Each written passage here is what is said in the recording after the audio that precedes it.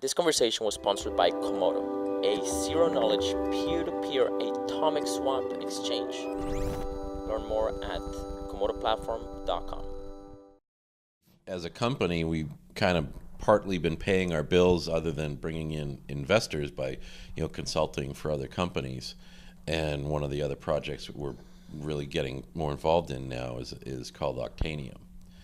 And Right. that's involved with a company called Intermex, which is a Mexico-based petroleum commodities trading platform that they worked with the Mexican government to deregulate the Mexican oil industry.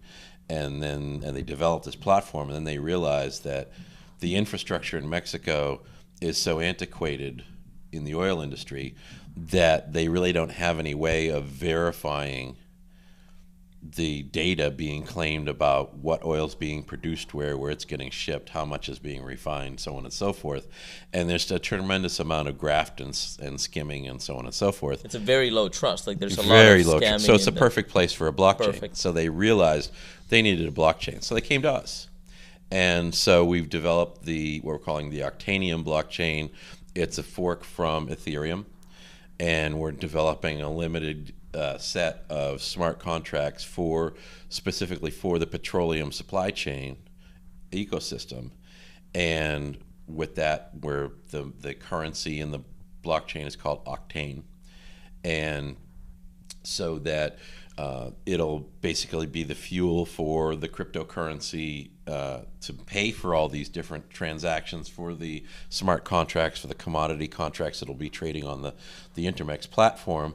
But at the same time, one of the companies partnering with Intermex produces a lot of the programmable logic circuits and other sensors that are used in most countries' oil infrastructure for the valves on the wellhead, for the pumps, for refineries that are fracking, that are distilling the petroleum into the different what are called fractions, whether it's octane, gasoline, methane, so on and so forth. And so by having sensors all along that, those are all addressable IP objects in the Internet of Things. And those feed data into the Oracle programs that inform the smart contracts as to the conditions in the industry. And so then this market becomes what we call more of a true Bayesian marketplace, where there's actual real-time data informing the market what's going on in real time, at the wellhead, at the refinery, at the distribution center, at the gas pump. How many 87 octane gallons of gasoline are being put in cars today? And how versus last week versus last month, and you can use that to do futures contracts for how much are going to be, how much are people going to buy next month or in 3 or 6 months.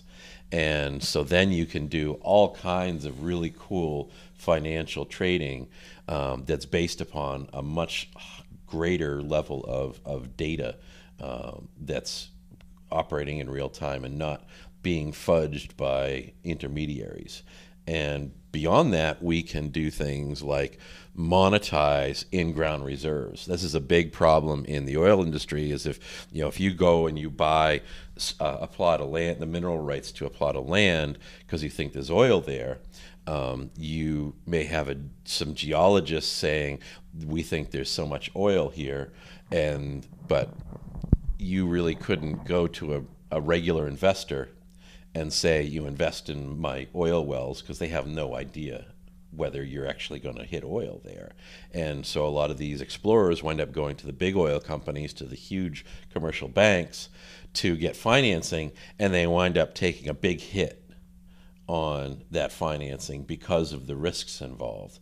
And what we're able to do is, by having a consensus tool for the geologists to come to an agreement on a more accurate assessment of what the in-ground reserves are, then we can package that as a security that can be capitalized and put that out to market, so that not just the big companies, but the everyday investor, and even Joe Blow filling his gas tank, paying for his gas at the pump with octane from his Octaneum wallet, can put some of his Octaneum into funding oil exploration. So then we're really democratizing the capital market in the petroleum industry, and that's going to really do some really wonderful things for improving how exploration happens. It'll improve how explorers, if the consumer wants more environmentally sensitive oil exploration, that'll be encouraged within that contractual system. It'll make more capital available at better terms for the explorers, so they'll be able to deliver oil to market cheaper, and that'll bring down gas prices and make them more stable for people worldwide.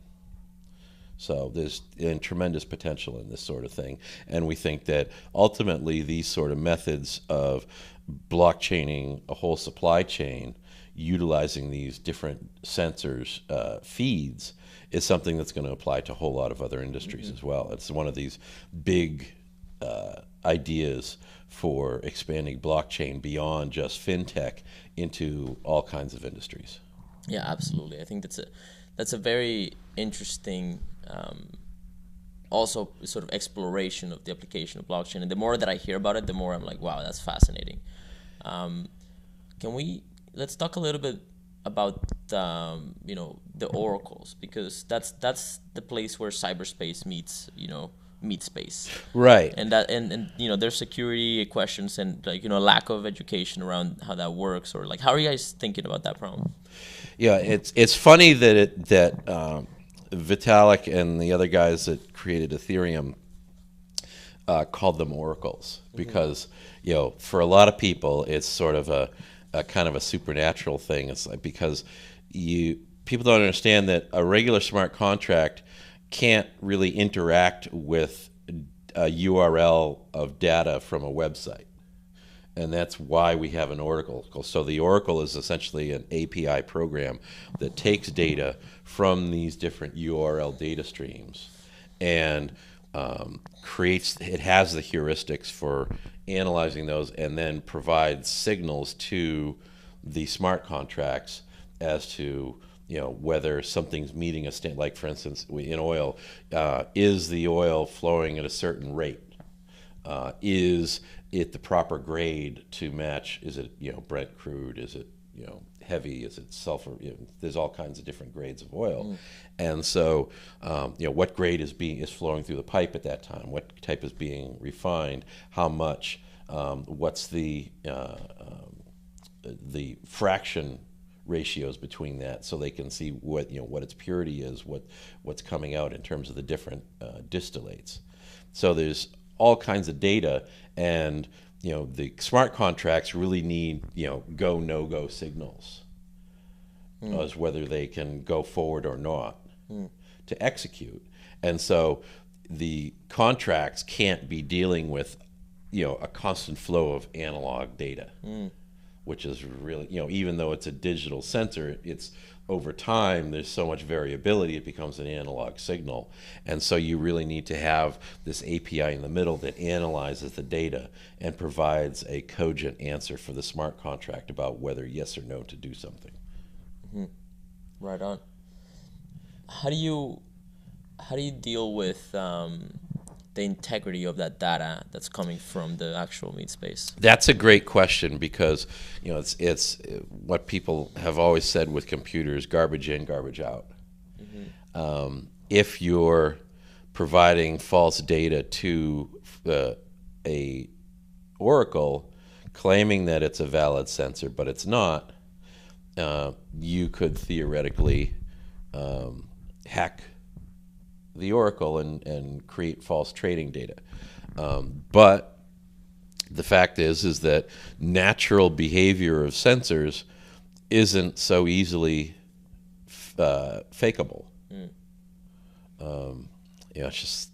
It's like the difficulty for computers to generate random numbers. Okay, computers can't actually generate random numbers. They can generate pseudo-random numbers, but they can't generate the sort of randomness you need for keys. What the way to do that, for instance, is if you're moving your mouse around, it looks at and it takes out the significant digits and looks at the tiny little, insignificant digits of the movement and the timing, and that's random data because it's being generated by a person that's moving things in a non-automatic way. And so by the same token, natural processes have natural randomness to them, and those random numbers are superior, obviously, to pseudo-random numbers. Pseudo-random numbers have a repetition to them that can be hacked. And so if someone knows what algorithm you're using to generate a pseudo-random number, they can attack your cryptographic algorithm and hack it. And so you really need to utilize methods to generate true randomness to protect against that. And you can use that same methodology to look at sensor data, and you can tell whether it's natural randomness or whether it's faked. Because creating a program to produce fake data is going to be easily detectable. It can't, because the numbers are pseudo-random at best. Mm-hmm. What about the human corruption and human error side of things? You're saying that some of this is already happening in Mexico, and I don't know if you have any kind of specific examples.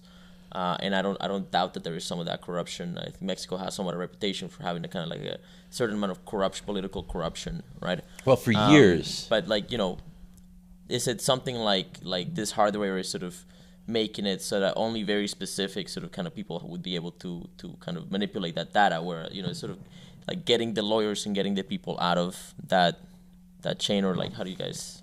Yeah. Well, for instance, you can will one sensor to check the validity of another.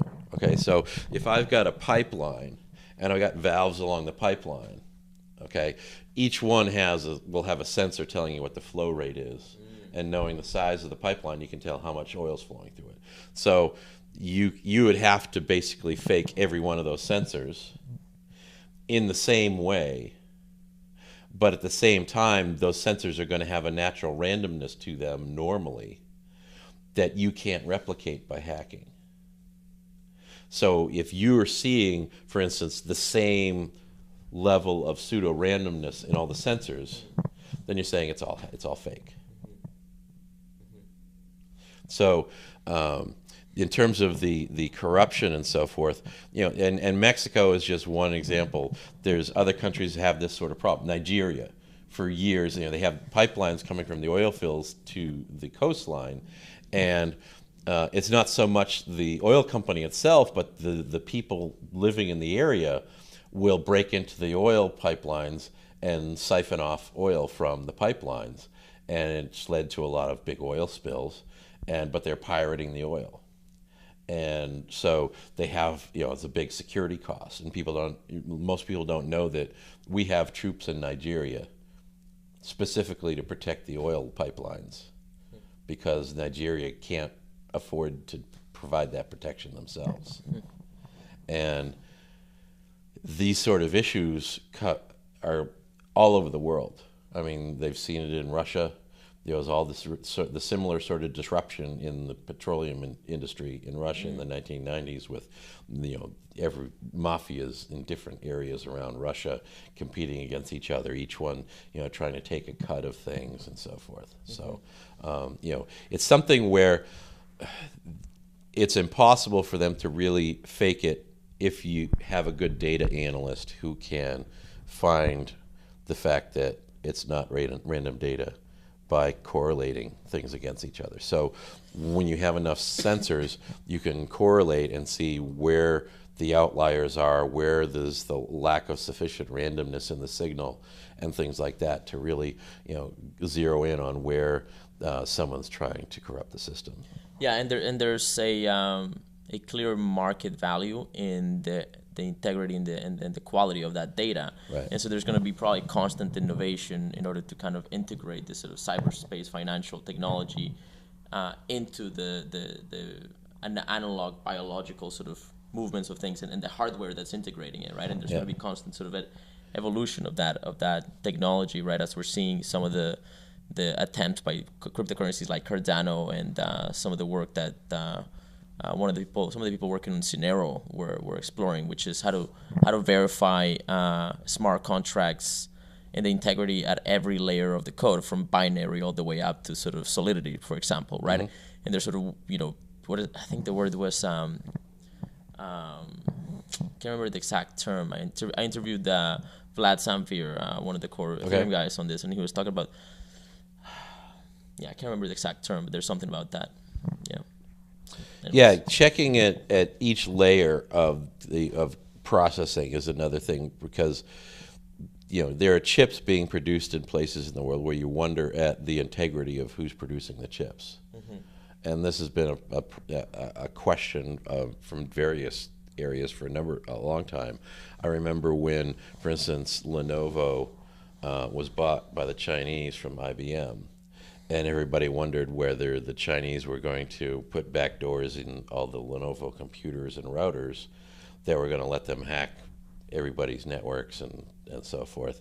And that was a huge issue back then. But it's you see where in the free market, it's a bigger damage to Lenovo to allow that sort of corruption than to any benefit they could possibly gain from that sort of thing, because there are enough experts out there that if there was such a hack, that people would detect it, and that would damage their reputation enough that the value of the company would drop, their revenues would drop, people wouldn't buy their stuff. It's like, for example, Volkswagen hacking their car computer emission data.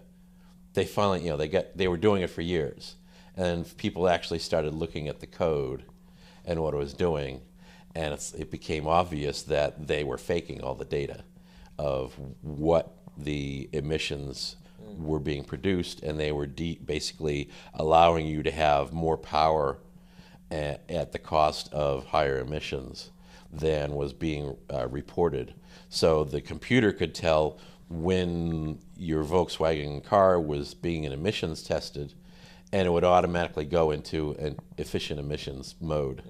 So it would it would say, I'm working right when it's being emissions tested, and then when it's not being tested, it goes back to the high power mode. Nice. And that was the reason why, Volkswagen lost billions over that, and right. Plus a class action lawsuit, and, huge warranty replacement costs, and just, immense damage to the company. Wow. Where, they've suffered as a result, even though they had a short-term gain from being the leader in sale of diesel-powered automobiles. They could charge more, they were the most popular, and now they're the least popular. And they've lost a huge amount of shareholder value, profit sharing. The executives responsible, have been dealing with prosecution over that. So these are the sort of market-driven mechanisms that, when they're allowed to work, when people are able to look at the data, look at the code, and sort of like the whole basis of the whole open source movement, when you can look at the code, when you can audit the code and the data, and people independently can say this is not working the way it says it works, then you have accountability through the marketplace, where the market can say, we're not buying your stuff anymore. We're not investing in your company anymore because you're not an honest player. Mm-hmm. Yeah, and it is a kind of fraud that they executed on, on people who were buying it specifically because of those, or perhaps in part because of their emission reports, right? Now, if you don't care about emissions, then you don't care. I'm sort of a skeptic about global warming anyways. Me too. So, and I like power, so I would be like, I can get a cheap Volkswagen now because... There you go. So you're a winner, yeah. Yeah. So. All right. Well, yeah. So that's Octane and Intermex. Octaneum is the blockchain. Octaneum is a company that's a joint venture between Galactic Systems and Intermex.